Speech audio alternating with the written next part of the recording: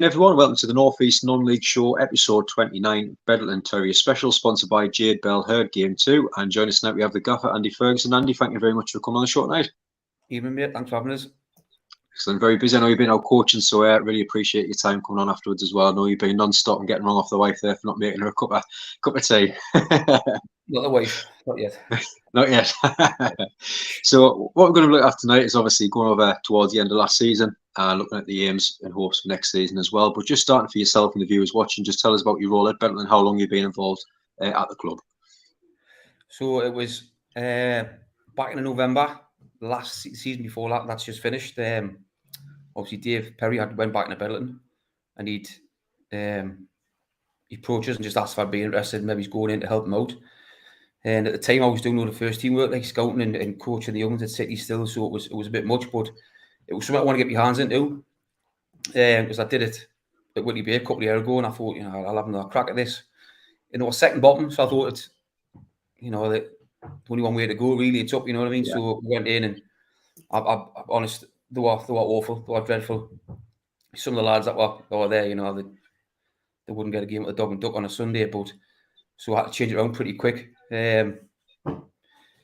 Fetched in Ray Fuller come in as we number 2, and obviously Chris Douglas was already there, so we kept Chris on board as well. It was great with the lads.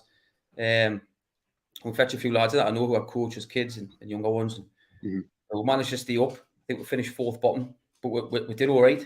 We had Shep, centre half, who was at Heaton Star now, and Nathan Hawker, who was at Mosque. So we had quite a solid back line, so we just worked on that. We just couldn't score goals and have a centre forward, but we stayed up and did all right. Then we recruited, obviously, last season. We brought in Charlie Buse as a coach, who was a great young coach. Alan Gate come in, who I've known for years, and Wayne come as a goalkeeping coach. And by the way, Wayne hasn't bought a packet of sweets yet, mate, on a match day. He never buy any sweets. He never buys any sweets, so the lads can batter him for that. But we've got a really solid backroom team, and I think that reflects on the boys and all. We did quite a bit of work last season and in the off season, bringing players in who were new, who would help us kick on. So we've just went from that, really. Do you know what I mean? And obviously, season gone, it reflects on the pitch that we've done well. Definitely. So it's always great having that good team around yourself as well. And going into last season, obviously sitting down with your team and obviously the players as well, what was your aims and targets setting for going into last season? Without being too confident, we just thought, we'll progress. It's a marathon, not a sprint, so we just thought we'll aim for maybe top 10, top 8 and see how we go to stabilise the club and get all back on track, because they've been down the doldrums for quite a few years. So. Yeah. But after a decent start, and obviously when you've got Matty Hayton, who is the best centre forward in that league and probably the league above, in my eyes, you're always going to score goals and we'll start to win games. So I thought we'll just keep kicking on. Yeah, like I say, top 8 would have been great, but then we're top 4 or 5 for most of the season. So we just thought we'll just keep on kicking on, see what we can do, where we can go. Yeah, No, especially like you say, the start of the season from July till about mid-September. I know it was a 3-1 loss to Brandon in all competition. I think it was played 10, won 8 and drawn 2 and lost, like you say, none at all. And including the wins against Billingham Town, Berkeley, and of the draw against Borough Rangers, the sides up there as well. Did you think early days, kind of after that period, it is, we've actually had a chance of possibly winning the league, if not playoffs, definitely? We did think, we had a little chat and thought, we're not that far away, The Brandon game away, we should have been about 2 or 3-0 up, and it was us defensively giving them goals, and we lost that one. But even Borough Rangers at home, it was nils each. But we had two really good chances, one in the last minute of the game that we should have scored. Like my man would have scored it, you know what I mean? And that would have been a massive win for it. But we just dropped a few points like that, and there was about 4 games, or 3 or 4 games, like Red Coral at home, done with 4-0, Eshwin did with 5-2. So when we did chuck one in, it was a bit of a grenade, we lost a few like that, but we did have a good run at that point. We thought, we don't really fear anybody. It's a tough league, but we've got enough in here to really have a real go, you know what I mean? No, definitely. Like you say, going through the winter period, the wins kept coming, but then it was just that unexpected loss against the lower down team. But it must have been frustrating, obviously, beating the likes of Horden, then, for example, losing like 5-2 against Eshwin. But I would imagine obviously that would have pushed the lads a little bit more to say, come on, look, you've beaten these better teams. Let's push on now and try and finish as strong as we can.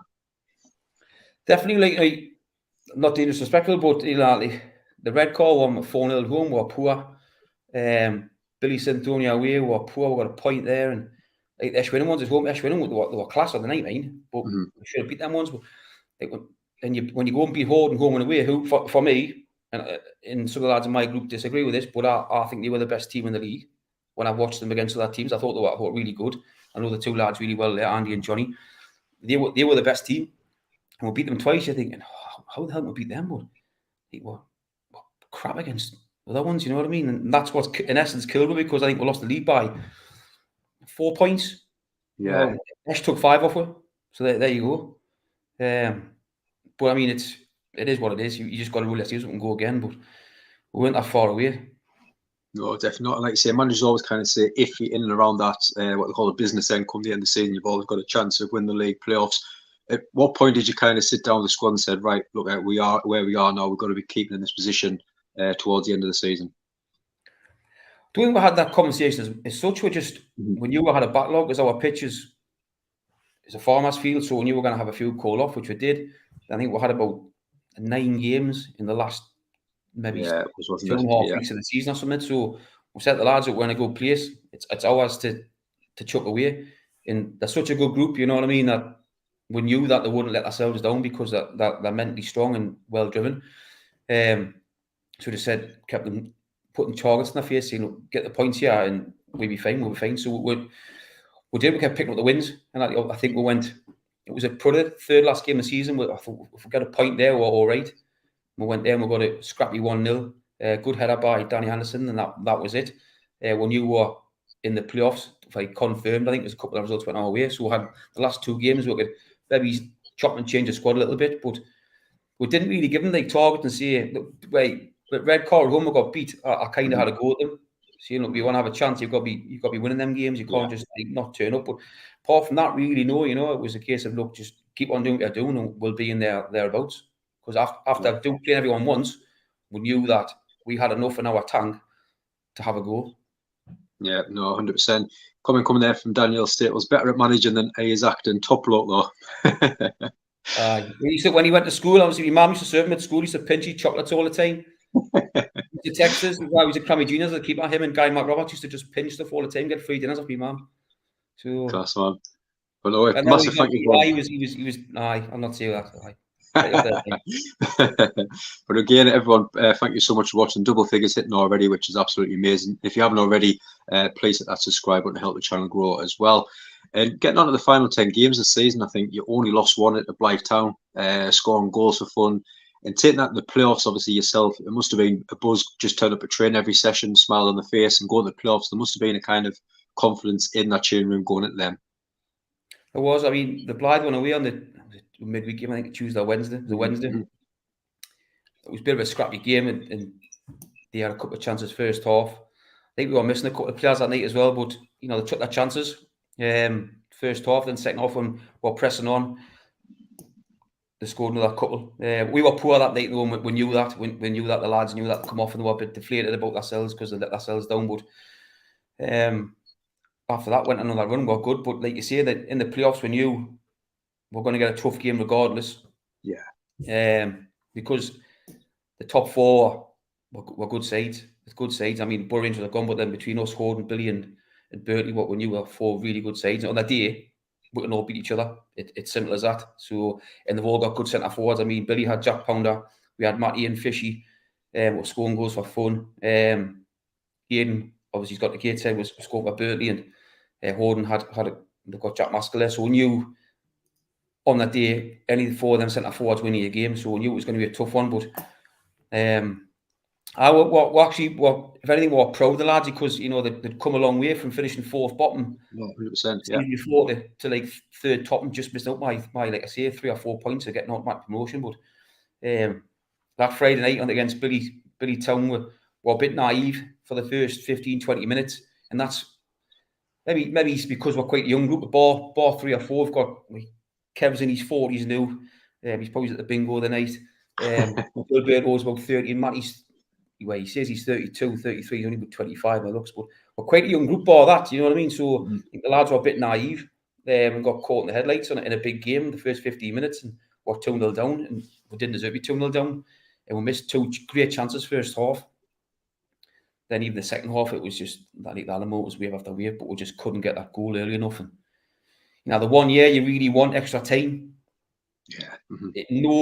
I think every game I think I've seen this year has been 2 each penalties. The cross, yeah. We haven't gone for Morpeth about 3 weeks ago down at West Brom. Me and Nicky were down there, and Morpeth had a final against Crystal Palace. 2 each, got beat on penalties. So every game I've been involved with in finals, it went that way. But if it went extra time that night, we win the game comfortably because they were on their knees, they were knackered, and we knew that. But we just look, it's penalties. It doesn't matter what happens, We're just so proud of the lads what they've done on and off the park this season, Oh, definitely. Like you say, be touching on the playoffs. I mean, the buzz in the group that we had on Facebook and on social media for the playoffs, I think was absolutely fantastic. I mean, you look at the 4 teams that was there: Billingham, Horden, Birtley, and yourself. So you couldn't pick a winner. You literally had a vote in the group, and it was just pretty much equally split of who was thinking was going to win the playoffs. And like you say, the semi-final 2-0 down, but the comeback. I remember at work that night, and I was watching the updates on my phone come through, and it was 2-0 early, but then obviously you see the comeback, and I must have thought, this is going to nick it, because obviously that comeback, the heads go down, but obviously after the game was a kind of talking about next season, pushing on, was kind of giving them a couple of weeks to kind of think about what's going on in the game. Well, I have the lads were just really just deflated after the game, they knew that was a big chance. It would have been a good final, also Berkeley as well, though. I mean, anyone, but it would have been a good final. But I was deflated, and I didn't sleep that night. I didn't sleep. I was just up all night thinking. My mother next morning, I got a couple of texts of a couple of lads thinking, "Hey, Ari, Gaffer, what? You been asleep? What's your thoughts?" And you just think about things. What maybe you could have started someone different, or done this, or done that. But then straight away, I mean, we knew what we wanted prior to that game. We knew where we wanted to strengthen, what we wanted to do. But it isn't much in reality, because I know we've got a really good group, you know what I mean? So it wasn't a case of changing too much. I know some teams are signing 3, 4, 5 players.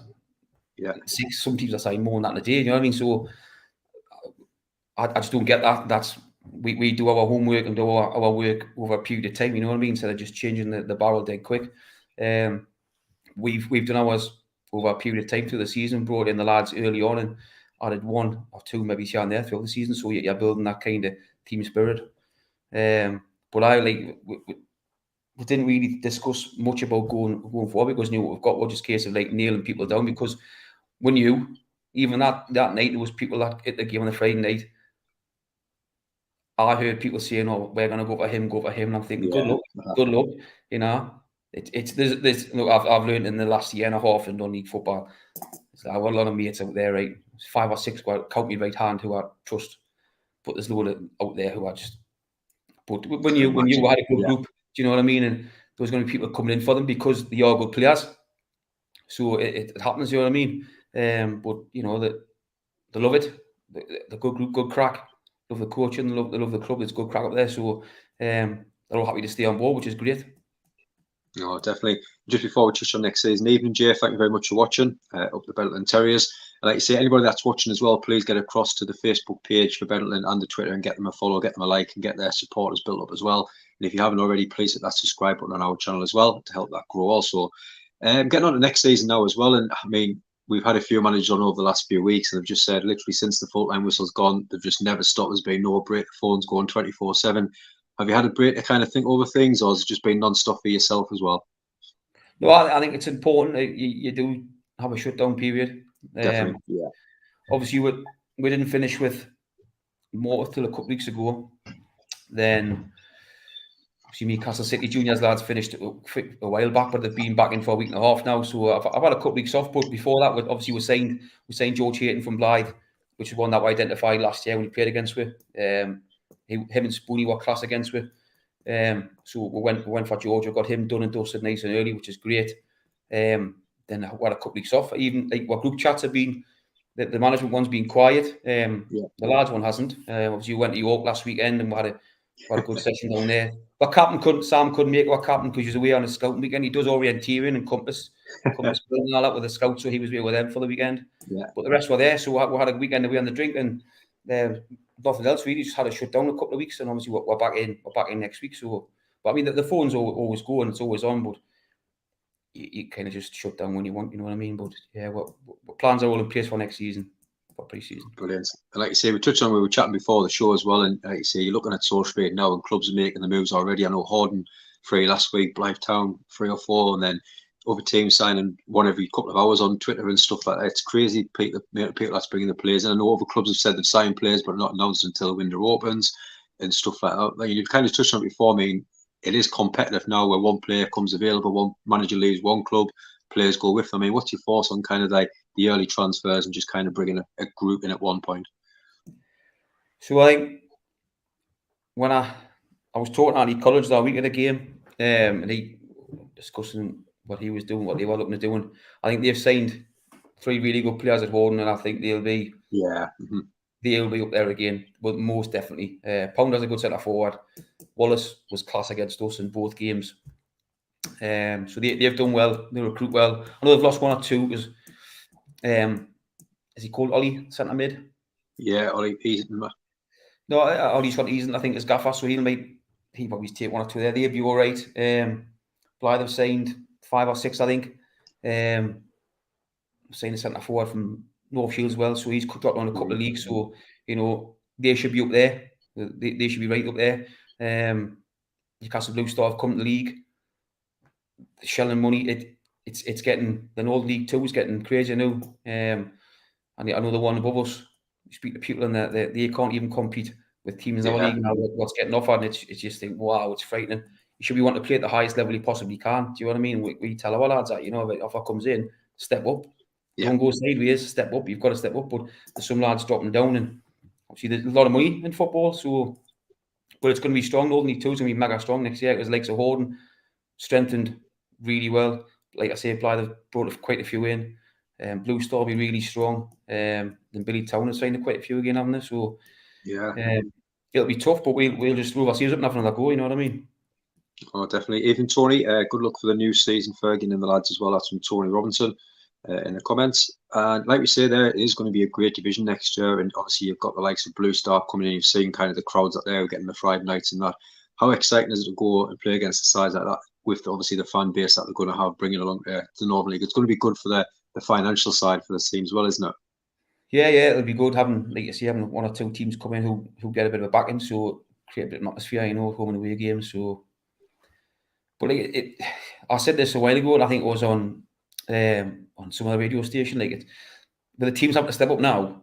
So you your Heavens and your Concerts and your North Shields will have to come back down. But when they go up, it's good for local football because the lads get a chance to play at a higher level. So they've got to keep going there. But a lot of lads can't travel, so it just makes our league stronger. So the lads who can't travel just keep stepping back down, which is fair dues, but it makes Northern League 1 and 2 really strong. But yeah, it'll be really strong next year, our league. And like I say, there's a couple of teams in there who'll be pushing all the way at the top with the money they've got, and it'll hopefully bring decent crowds in as well. No, it should be good. And like you said, touching on your squad as well, obviously, what's your plans with the type of players that you're now looking to bring in? I know, obviously, George Hayton signed, but then obviously Martin Hayton a new deal as well, which is almost like one of the best signs, obviously, trying to keep them obviously on the books. I mean, what other players are you kind of looking at? Not naming names, but kind of positions that you're looking going forward? But none really, to be fair. We've got, I've had quite a few on asking, come in and train, and I come in pre-season now, and I've had to say no, we're all right. You know what I mean? The boys I've got in, I've known quite a lot, like 80% of them since they were 12, 13-year-old. So I've put my trust in them in senior football. So we'll be sticking by them again because I trust them all. Every single one in that squad, I trust them all on and off the pitch. Yes, we'll got George in, and there might be another one to come in. Who will just, sorry, my phone's gone again. We bring in maybe 1 or 2 more into pre-season, have a really good look at them. Maybe they give a bit more strength, a bit more dynamics in their positions. But it'll just be to make the squad stronger. But they've got to fit.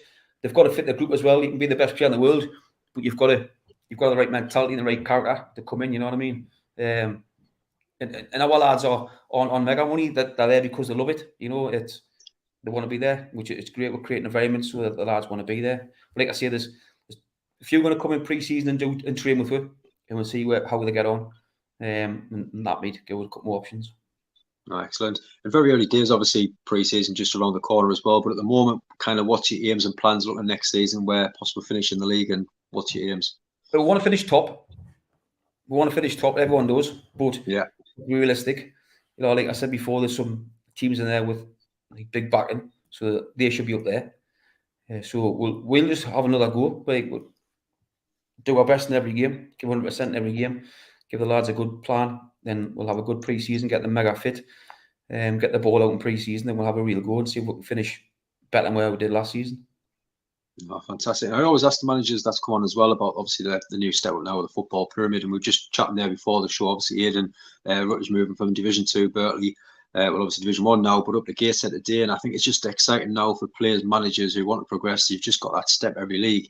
And obviously, you've seen it before. I've just gone there, social media. The players obviously welcome to Gateshead, but obviously you see them go out there and do what you can. And it's just exciting now to see that players in Division 2, Division 1, if they have a good season, they might make that step up to the next division, if not even higher. It's great for teams and clubs at the minute, isn't it?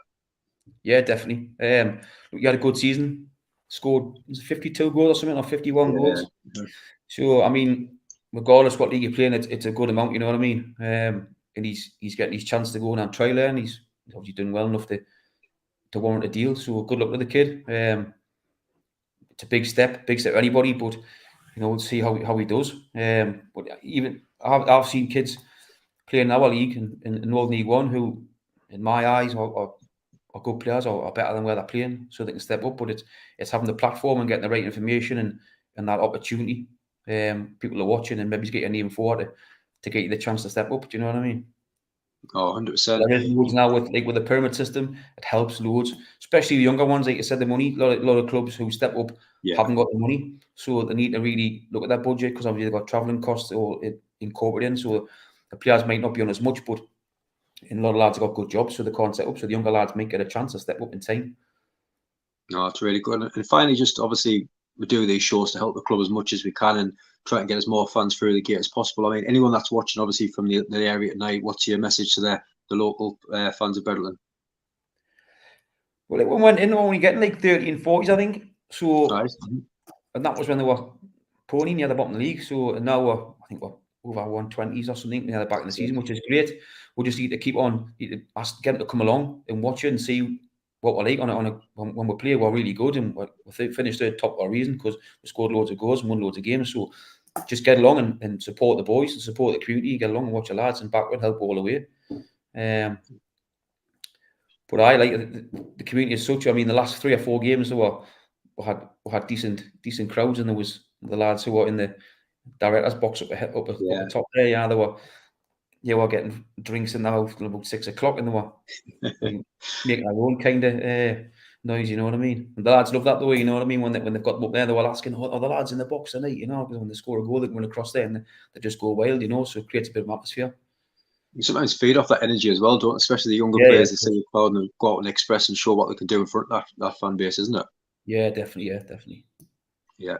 But no, Andy, thank you very much for coming on tonight. I know obviously going into the next season, you're going to be very busy over the next few weeks. We wish you the very best of luck and hopefully a cracking season for the club on and off the field next year as well.